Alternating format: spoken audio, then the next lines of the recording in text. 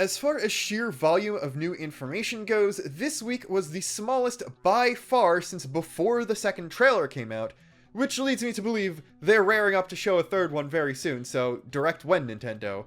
But that doesn't mean there aren't a few interesting things I'm going to spend an inordinate amount of time discussing anyway. As for the structure of this video, it's going to be completely different than most of the weekly ones. For those of you who don't know, there is an official Japanese language Xenoblade series Twitter account, and every weekday in Japan, it posts something new about the game. There's also the weekly Xenoblade note blog posted on the official Japanese Nintendo website, and the vast majority of information that's been revealed about the game so far has been in both places, just shuffled around in order so you won't always have a week's blog post just recapping the same stuff from that week's tweets.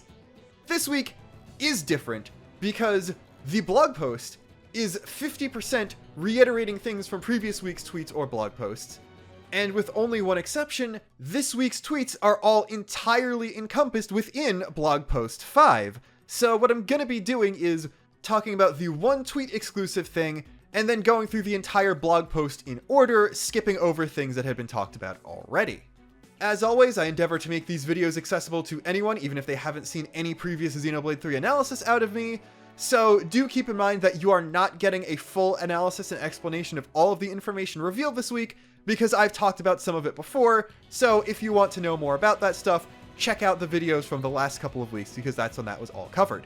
In addition to all of that, all of the English language regional Nintendo accounts that often posted localized abridged versions of the Xenoblade series Japanese tweets got desynced from each other this week somehow, so I am just going to follow Nintendo of America because as far as I know that's the only one that's completely caught up with the Japanese stuff, and whenever I get to something in the blog post that got tweeted out and a localized version, I will just be replacing the usual machine translated text I talk about with the wording of that North American tweet.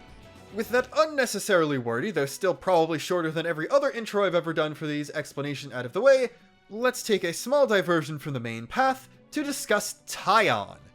He got 2 tweets last week, but one of them was just a reiteration of how his class worked, and I went over all of that in the blog post 3 related analysis. The second tweet, though, is much more interesting because it comes with a video clip. As a tactician, Taion is also relied on by the members. You can also analyze the terrain using the communication function projected on your eyes, so I'd like to leave it to you to aim for the land where the big sword stands out. Do keep in mind, that is a phrase that has been officially localized to Sword March. While Taion being a tactician is nothing new, and his friends trusting him enough to chart an accurate course to Sword March that will get them there smoothest isn't a surprise and is a natural extension of that, the interesting thing about this clip is the fact that he projects a map from his eye that literally shows the course he wants them to take.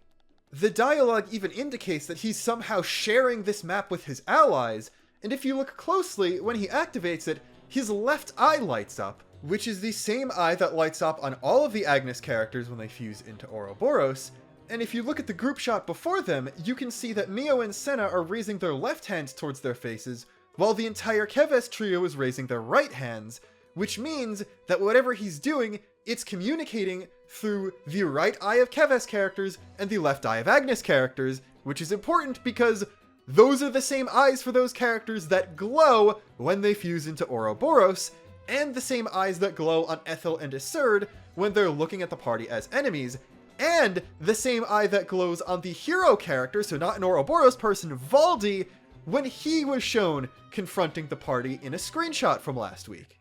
So it seems that that specific eye glowing is not an Ouroboros thing or a powerful character thing, it's just something that the soldiers of the nations can do as a result of them being soldiers, and like everything else in this game, it seems to tie back to the tattoos that every single soldier who can summon a blade weapon has. This makes the Ouroboros thing a bit more interesting, honestly, because it's connected to their tattoos and their normal blade weapons and things, and not just some weird fusion thing people from different nations have, but an actual interaction of their similar powers, which goes with the theme that I'm thinking the game's gonna go with, which is finding similarities even between people of massively different backgrounds. It also indicates that people might have abilities we haven't guessed yet. Prior to this clip being shown, the only thing we knew for sure about the tattoos were that they were somehow connected to your blade weapon, and probably were also an indicator of how much lifespan you had left, But if they also implant something within your eye, which is probably the flame clock that was mentioned in the first trailer, that probably has other abilities besides just the weapon, the map visualizer, the ability to transfer data between people that we don't know about yet. And my first guess is some sort of universal translator that will first off allow the Agnes and Keves party members to even interact with each other whatsoever, assuming this game goes for any shred of realism and has people literally coming from different nations that hailed from two different universes not speak the same language. That's just the concept of the map. Now we can talk about the map itself, because there are several really cool things about that. The first thing is, it is extremely reminiscent of the ether map Akos and Abrona use in Xenoblade 2 to track the party when they're following them around, and that's probably how they're able to tell they get to Araya, so that's neat. It's keeping up on that whole Taion is a blade theory. Second off, the coloring and aesthetic of the map is almost identical to the map we've seen in the UI, which heavily suggests that the entire map UI might actually be something the characters can see in universe. And if you remember the second trailer, where Noah talks about having never used a blade like this before, but that he can see all the abilities he has access to with it, it's possible that the entire UI of this game is diegetic, and when a character gains access to a new weapon type, they can literally, in universe, see what arts they're capable of using. If you couple that with the fact that both of the protagonists of this game are musicians, and we already have confirmation that at least one song is at least in part played by them, we're looking at possibly an even bigger integration of story and gameplay than we've had in Xenoblade 1 and 2 combined. While I was unable to match the actual area the map shows with any other map screenshots or just shots of various areas throughout the game, I do think it's pretty interesting how there's a suspiciously Colony 9 shaped area in the upper left hand corner of it, which would be really neat if Colony 9 was still a static town, while all the other colonies are based on the whole giant mech thing. So while yes, this clip admittedly didn't really explain a lot about Taion whatsoever, I'm kind of okay with that, because it instead gave a massive amount of cool world building that also leaves a bunch of things unanswered so far, and I was already entirely on board with Taion as a character to begin with, so I didn't really need more convincing. With that out of the way, it is blog post time. Let's start talking about Xenoblade Note Volume 5, introducing the help of the adventure of Xenoblade 3. Xenoblade Note that introduces the Nintendo Switch Xenoblade 3 to be released on July 29th. This time, the fifth time, is about helping adventure. The seventh companion, Hero. As the story progresses, in addition to the 6 Noahs, special characters who will participate in the party will appear. Do remember that 6 Noahs is not an accurate translation, it is just a machine translation wackiness from a phrase that's just referring to Noah and his 5 allies but using the number 6 because they're a group of 6, but I'm going to always read it as 6 Noahs because it's funny. Anyway, this 7th companion is called a hero, and if you officially join the party, they will fight together as a companion in battle. This time, I would like to introduce some heroes. And then there is an asterisk note that says, you cannot operate the hero, which confirms what people had been theorizing based on small UI hints since the second trailer dropped, which is the fact that the current occupant of the rotating door that is the 7th party member slot will not be directly controllable by the player. This is unfortunate, but keep in mind, the hero system was explicitly described as being able to pass classes onto the 6 controllable characters, so not only do you still get all of those characters' playstyle,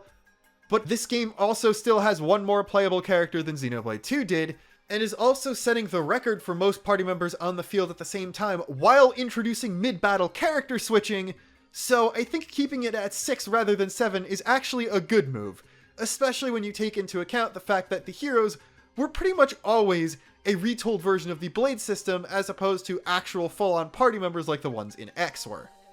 The blog post then goes on to reiterate information about the duo of Riku and Manana, as well as Valdi, who were the 2 hero characters they previously got tweets. More importantly though, we got information about 2 more heroes. The first one, Xion, is a Keves soldier and a reliable hero who go above and beyond to protect his allies in Xenoblade Chronicles 3. Armed with a sword and shield, Xion's abilities are enhanced when he's pitted against stronger enemies. His class name was not given in English, but the Japanese name translates to Guardian Commander, and he is a tank character. Which is not surprising, he's a sword and shield dude. Those are always tanks. A second paragraph explains a little more. Food shortages have become a serious problem for Xion's Keves colony, and they are struggling every day while thinking about the lives of their friends. He's an old friend of Noah and his friends from the same Keves, but now seems to have a connection. Well, we did see all 3 Keves party members and Riku together with an unknown Hyentia in a flashback scene. The hair and wing color on that character do not match Xeon, so while he is their old friend, it seems like he wasn't as close to them as they were to each other, and despite that, he is going to attack the party at some point, possibly because he thinks because their Ouroboros have something to do with the food shortage, but will eventually see reason and agree to help out the party as a hero, possibly going on their quest in order to find a more reliable food source for his colony, or joining them after they help them out with that. The video clip that went with him is extremely interesting. The party is walking through a pass, one that's sort of similar to the one in the Taion clip, I guess, when he shoots a sword beam at them that causes Lands to summon his weapon to block an attack that was seemingly meant for Noah. Noah retaliates with his own sword/shockwave that just bounces off Xeon's shield, and then Xeon does a flourish and launches another sword beam that's so powerful, it forcibly desummons Noah's weapon, which is something I didn't even know was possible.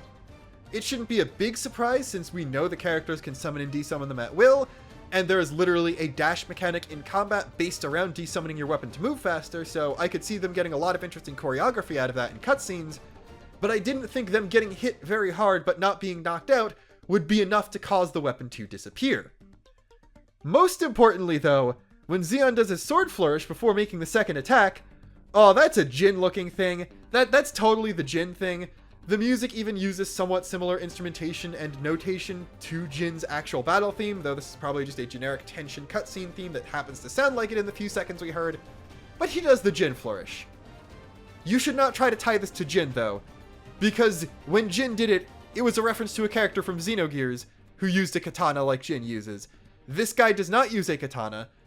and if he's referencing anything, it's going to be Xenogears and not the character who's connected to Agnes more than Keves, and besides, the Keves side has Dunban's sword style to base things off of, and Dunban also used several moves referencing that Xenogears character. So this isn't a direct Jin reference, this is literally just a thing Xeno's swordsmen do. Though I do hope Xeon's class gives the playable characters access to Empty Moment, because that's always nice to have. And while we don't really learn much about Xeon's personality from this, it does seem like they are going to be able to do some interesting things with the character where he might be ordered to attack his friends when he doesn't actually want to because of the whole food thing.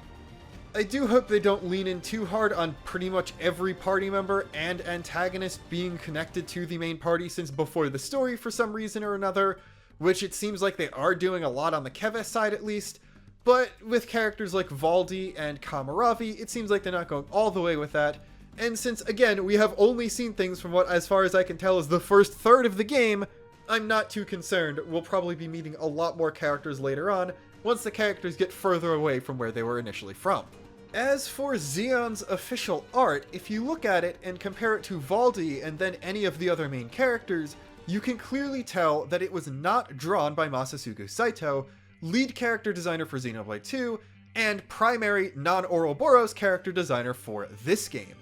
It seems like, similar to the rare blades in Xenoblade 2 all being given to guest artists, the official art for hero characters in Xenoblade 3, as well as potentially Kamaravi, but that one's a little more up in the air, was given to a different artist in order to lessen Saito's workload. Despite this though, based on Twitter comments, Saito did design all of the characters in the game, the official art was just handled by different people, and if you compare Valdi and Xeon's art, as well as the third hero we'll talk about in a minute, it seems like the same person drew all of those, and since I can't tell if Kamaravi was Saito or this person, possibly also him as well. Riku and Manana are also a bit more up in the air because they don't look like Saito's Nappan designs, but the coloring and lining style of their official art does look a lot more like his style than the other artist, so either this is a third person or it was just Saito again, because they're probably the most prominent heroes as far as the story goes. 4 screenshots also came with the Xeon stuff, and while they're obviously from cutscenes in the same area as the video clip, there's not really much else we can get from them. There's one of him making a face, there's one of him standing in front of the party seeming to protect them from something, or holding them back from attacking something or someone, which, I mean, he's a hero character, we already knew he was going to join their side, this isn't a surprise whatsoever. Then the third screenshot is him launching the same sword beam again, but in front of Noah and Lands, so he's fighting with the party here. And the fourth is him blocking some sort of rock-based attack with his shield, but it's zoomed so far in, we have no idea what he's fighting, so we don't know what the actual enemy faction in this game is still besides the two armies of the nations, which they're clearly not fighting here because Xeon is on their side. The only other Xeon-related thing of note is the fact that he is one of 3 characters with confirmed blade weapons, joining Isard and Kamaravi, to not have a visible tattoo, which is very weird because, as far as we can tell, the tattoo being exposed to the air is some sort of requirement of it, because all 6 party members, Ethel, Valdi, and the second hero we're going to talk about today, all have it clearly visible, and even Taion, who is so covered from head to toe that his jacket has a second jacket under it, has it on his palm instead of somewhere covered up. So I'm really thinking that those 3 characters are going to have it visible somewhere, possibly on the back of their neck or like their forehead covered by their hair or something, and we just haven't seen a clear enough shot of that. I don't think they need to worry about repeating tattoo locations because Noah and Taion both have theirs on their hands, Senna and Valdi I believe both have theirs on one shoulder, and Ethel and Uni both have them on their boobs, so like, it's not really a big deal if Xeon, Isard, and Kamaravi all have them on the back of their neck in a place we just conveniently couldn't see in any shots we've had of them yet. The Xeon cutscene is also very cool because, while it does look impressive, you can tell that this is not a custom-made cutscene. This is one of the ones that uses canned or battle animations instead of being actively directly animated for this one scene, and it looks so much better than comparative scenes in any previous Xenoblade game. Yeah, there is some jank and clever intercutting to hide things that they didn't animate, but it looks so much better even than some fully animated scenes in previous games, which leads me to believe that the fully animated scenes are going to be even better, which is a massive treat because Xenoblade games always look fantastic, and this one seems like it's just going to be even better than anything previous. I do think it's time to stop beating around the bush though, and talk about the second hero of this week. The bow-wielding Juniper is among the heroes who lend you their aid in Xenoblade Chronicles 3. Hailing from Agnes, this agile forest dweller can stealthily eliminate foes and take advantage of an enemy's blind spot to deliver a powerful blow. Pausing quickly before finishing the description, there is no official English language source that uses any singular pronoun to refer to Juniper, so we technically do not know the character's gender, as the Japanese, I believe, is not explicit either. However, it does imply that the character is female, so I will be treating them as such for the purpose of this video. And if this is another my initial assumptions about Valdi's situation and you're watching this in the future after I'm proven wrong, I am sorry. Juniper seems to belong to Agnes, but usually lives quietly in the woods. Perhaps because she lives in the woods, she is very agile and can move swiftly on trees and thin ropes. She is a companion and seems to be trusted by her colony companions. A big thing that needs to be pointed out is that Juniper is the first instance of a really big name change between the Japanese and localized versions of the game. In Japanese, the character is named Yuzuriha, which is an actual Japanese feminine given name based off of the name for a specific evergreen citrus-growing fruit tree. In a vacuum, this is a fantastic localization, which I think is on par with, if not better than, the best Xenoblade 2 has to offer, as junipers are a family of evergreen plants, and in English, Juniper is a given name, albeit one that's a bit more gender neutral than the more feminine Yuzuriha. While Pyra and Mithra are good translations of the actual meaning behind their Japanese names, they do miss out on the fact that Homura and Hikari are literally Japanese given names, so Juniper going from having a real name in Japanese to having a real name in English is actually an improvement on those. However, despite it being an accurate localization, this is a name that I don't think should have been changed, as naming her in any language other than Japanese detracts from the lore and world building of Xenoblade 3. I've mentioned a lot of times in the past that the general aesthetic of Agnes's military equipment and colonies is a lot more based on old Torna than any present-day All-Rest nations from the main game of Xenoblade 2, and as such has a much more Japanese flair to it than Keves or most All-Rest nations. And then the two Gormati characters we've seen so far in this game, Mio and Japanese Yuzuriha, both have real Japanese given names, and while Mio's was kept, changing the other one to Juniper not only removes the naming theme, but also some cultural cohesion between all of Agnes. If they changed more of Agnes's stuff like they did in a lot of Xenoblade 2 nations, this wouldn't be a problem, but as it is, it just looks like they're taking too much Japan out of this JRPG, and I don't know how I feel about that. As for Juniper herself, she continues the trend of all the hero characters besides Riku and Manana attacking the party at some point before joining them, and I'm guessing it's just they have orders to destroy Ouroboros from the colonies and are attacking them, and then eventually they'll find out, oh wait, these people are actually okay, blah blah blah, they'll help them out or something, and then join the party as a hero because they realize the Ouroboros aren't actual monsters trying to destroy the world and are just wanting the best for everybody. Anyway, Juniper is shown in Maktha Wildwood, an area where we haven't seen any sentient beings other than the party members before, so that's actually pretty interesting. She's shown rail grinding down a big cable and then firing some arrows at the party, which causes Mio to tackle Uni out of the way of the shot, leading to another fantastic Uni reaction image. This teaches us two things. One, since we already had confirmation that field skills will be learned from NPCs in this game, we are going to get the rail grinding field skill we've seen people doing before from Juniper.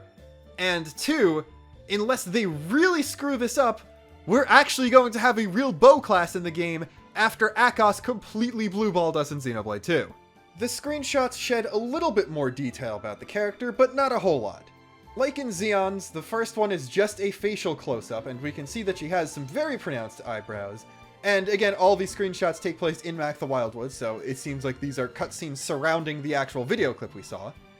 The second one shows her drawing her bow on the side of the party, again showing that heroes join the party very soon after they're first encountered. We can also see the circular clock symbol on her weapon here, and clearly see that the arrows are made out of a pure light thing and that wasn't just a special attack, as well as her tattoo, which is even more visible in the third shot, which shows her jumping to shoot an arrow. And we can also see why I'm convinced that despite him not drawing the official art, these characters were still designed by Masasuke Saito, because we have the return of the Rex thigh gap here. Let's go! This is clearly a thing that people who like Xenoblade 2 wanted to see coming back in another game, and I'm sure they were all popping off extremely a lot for this. But anyway, if we take a look at Juniper's tattoo, we can see that it has more red on it than any of the party members, and in a similar amount to Valdi's, suggesting that if the two characters joined the military and got their tattoos at the same time, they are roughly the same age. The fourth screenshot is just another face picture with nothing really special other than another angle at the little things she has on her ears in case you wanted to draw her from a different direction. I somehow forgot to mention this before, but Juniper's class is the Phantom Archer, which just sounds really cool, and there's not really much else to say. She's a DPS, I think I had figured this before, and this now means that we have two DPS heroes, one that is a combination of Keves and Agnes, and one that is just straight up Agnes, as well as a Keves tank and a Keves healer. So it seems like we are at the very least going to get a pure Agnes tank and healer, as well as a pure Keves DPS, unless Riku and Manana's Yumsmith class is purely Keves for gameplay purposes. I also think the cutscene is funny because this is the second instance of someone tackling someone else out of the way of some sort of ranged attack and enemy shoots at them, and Uni was involved in both of them. But there's some weird inversion of roles things going on because in the second trailer she protects Taion, and in this Juniper clip, Mio protects her. And we also can see that it looks like they're going to be a lot more expressive with Gormati ears in this game because Mio's perk up a little bit, and it seems like she has some sort of higher perception than a lot of the other characters because she's able to tell Juniper is approaching before anyone else is. After the Juniper segment, the blog post goes on to describe the breakpoint, cooking, and gem crafting systems, which were explained in tweets a couple weeks ago, so I've already talked about, and then introducing some of the BGM that flows during the event scenes and battles of Xenoblade 3. 3 songs are highlighted here, complete with links to unlisted YouTube videos of all of them, so unlike most times, I'm literally just going to link you this blog post so you can go and find them for yourself. The first song is A Life Sent On, which is the song played by Noah and Mio when they're doing their off-seeing thing. This one has actually been discussed already, so I'm going to be very brief. And it's also available on the Japanese website for the game, so people have known a lot about this song for a while. The second and third ones are a lot cooler, though. Song number 2, The Weight of Life, is a moving song that expresses the emotions of Noah, Mio, and their friends as they fight their way through the world of Xenoblade 3. The Japanese explanation is a little different. From a quiet melody to a tense up-tempo song, it is a song that expresses the feelings of the 6 people who are fighting while hiding their feelings. So it seems like there might be a little bit of interpersonal drama that we didn't have any hints about before. That's neat. What's also neat is, this is the second trailer theme. If you're concerned about music spoilers, you can go ahead and watch this one, because you have already heard it just with voices and sound effects over it, so all you're getting is a clean version of something you've heard already and people have literally made covers of before. People were affectionately referring to this piece as "engage the counterattack" because near the end of the second trailer portion of the song, you could hear a clear reused motif of both engage the enemy from Xenoblade 1 and counterattack from Xenoblade 2. This had some people excited, but a lot of other people concerned that they're just going to be reusing a lot of old songs. However, while the instrumentation, the emotions being evoked, and likely the role in various story cutscenes are similar, the engage the enemy and counterattack parts come in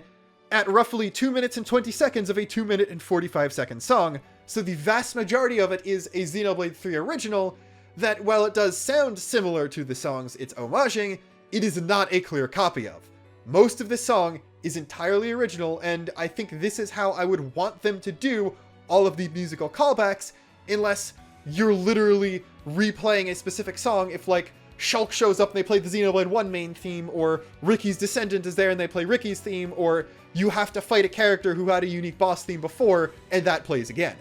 There's also the fact that they are going really hard with both the general theme of this game being life,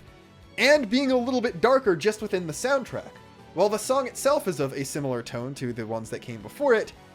the main theme, or whatever the first song is called A Life Sent On, and is a song literally about sending a person's soul onto the afterlife, while the engage the enemy / counterattack thing has a much less hopeful, upbeat tone, and is literally called The Weight of Life, as in, this is a battle probably to the death, and you need to consider the fact that you are going to potentially be killing people, or you will die. This is good stuff. I love more mature storytelling in my Xeno games, and hopefully the entire game keeps up on this, while still having its own lighthearted and goofy moments like every other Xenoblade game before it. The third song is one we've technically heard before, but didn't come from any of the trailers, so if you want to go in completely blind to the music, I would not recommend listening to it and ending the video here. It is called Keves Battle, and is one of the two battle themes we've been hearing in a lot of the smaller video clips. It's the one that starts off with the flute stuff, and then goes on to a more string-based melody, but now we hear more of an entire loop of it because we get a full minute and a half, and it turns out my attempts to stitch it together from video clips a few months ago didn't work out, but oh well. I'm happy to be wrong when it sounds this good. It's a lot more in the Torna / Future Connected vein of Xenoblade battle themes, which I'm okay with. Xenoblade 2's default battle theme was alright, but not as memorable, and honestly, Time to Fight from Xenoblade 1 is one of the worst Yoko Shimomura battle themes I've ever heard, which is kind of a disappointment. So I'm okay they're going with this because it's very good and very memorable. The most interesting part about this, though, is it's called Keves Battle, which obviously means there's going to be a song called Agnes Battle at some point, and this raises so many questions. We've heard another song in seemingly regular battles that I thought was just the Elite Monster battle theme, but there was some reason to doubt that, and my guess is that would be Agnes Battle. The question remains, though, how are these two battle themes divvied up? Is it based on which nation is currently in control of whatever area you're currently in? Because that seems reasonable. Or, in my big brain theory, is this a Golden Sun situation? Does the battle theme change depending on what character you're controlling at the start of the fight? So that is, if you're controlling Noah, Lanz, or Uni, you get Keves Battle, and if you're controlling Mio, Taion, or Senna, you get the Agnes Battle. We have no way of proving or disproving this yet, because a player is controlling Noah every single time a battle is initiated in any video clip, and Keves Battle plays in all of those situations. And I honestly hope it's a Golden Sun situation, because this lets the player determine which battle theme they want to hear. And it doesn't matter if they don't want to play as that character, because they're switching, so you can switch off of them really easily. I think that's very cool. I love how Xenoblade games always have multiple normal battle themes, and even if it is just area-based, as long as Agnes Battle is just as good as this, I'm not really going to complain. That, however, is all I've got for today, though, because we did it! We made an analysis under half an hour long, and I'm going to go to bed. So until next time, when hopefully we have a whole new trailer to talk about, this is Luxon, signing off.